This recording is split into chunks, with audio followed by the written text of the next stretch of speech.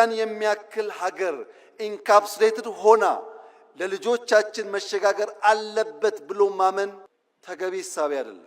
ይሄን ለማሳካት ውጊያ፣ ግጭት ያስፈልጋል ብለን አናምንም። ለዚህም ነው ለ5 ዓመታት ስንለማመጥ የነበረው።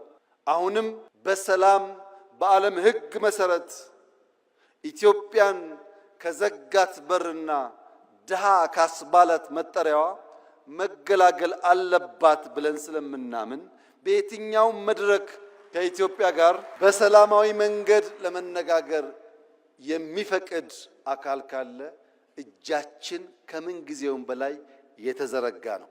ነገር ግን ኢትዮጵያ የጂኦግራፊ እስረኛ ሆኗ ለዘላለም ትኖራለች ብሎ የሚያስብ ኢትዮጵያዊ ካለ እርሱ የሞተ ነው። ሰላም ታስቀድማለች፣ ድህነትን ትፋለማለች፣ መውጫ መግቢያ በሯን ታበጃለች።